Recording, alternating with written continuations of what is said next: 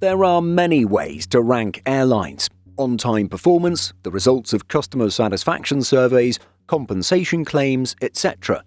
And while you might expect the worst airline in Europe to be a budget airline, the airline compensation firm Flightright finds that it's a full-service carrier. Let's take a look at which one for today's video and analyse how accurate this claim might be. Recently, Flightright published its ranking of the best and worst carriers in Europe in 2025. It looked at just 20 airlines to formulate its results. And, well, it ultimately concluded that Finnair was the worst carrier in Europe. Yes, that's right, the Finnish airline was even behind the likes of low-cost giants Ryanair, Wizz Air and Vueling. It's quite a surprise, particularly as airline award specialist Skytrax placed the company 25th in the world, making it one of the best in Europe. For Flightright, Finnair's performance was subpar. This conclusion was based on the factors of reliability, payment behaviour and customer satisfaction, noting poor performance across all metrics studied. Indeed, a few members of the Simple Flying team find the results difficult to believe. But Flightright reports that Finnair ranked relatively low in most of the three metrics, but was particularly poor in terms of reliability. Out of 5, it achieved an overall rating of 2.48. Its reliability score was just 1.5, much lower than the nearest airline Vueling, which reached a score of 3.5 in the same metric. You can see the chart of the worst ranked airlines here along with the numbers. The result definitely has us interested in how the data was collected. We found that this ranking judged airlines based on the first 6 months of 2025. For Finnair, the impact of that choice was quite dramatic. It faced a considerable number of flight cancellations during this period as a result of industrial action from group handling services and pilots.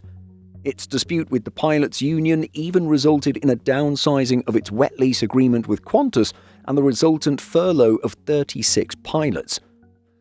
On behalf of Simple Flying, journalist Dylan Shah was interviewed by Finland's national broadcasting agency Yle to discuss the ranking. One of the things he mentioned was that the methodology used by Flightright was somewhat flawed.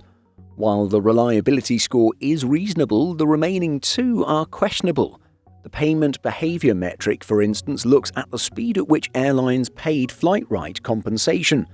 But, as you can imagine, not all customers use Flightright to get compensation. The second metric is customer satisfaction, where a similar issue arises. Flightright sent out a survey to its customers to find out their opinions on an airline, exclusively using questions related to compensation and disruption.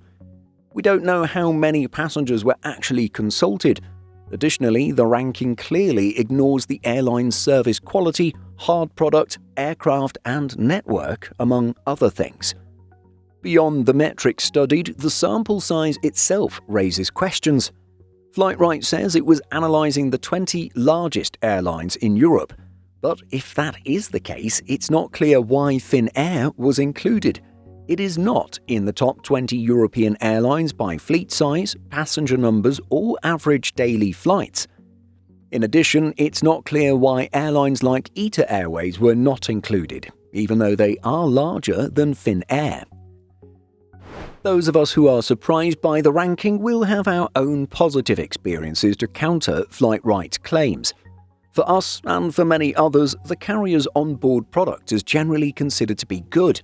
It recently retrofitted its Airbus A350 and A330 fleets, incorporating premium economy for the first time and revamping its business and economy cabins.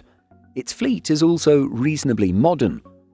None of these factors are hard rebuttals against Flightright's results, but again, we do have to consider the firm's questionable methodology.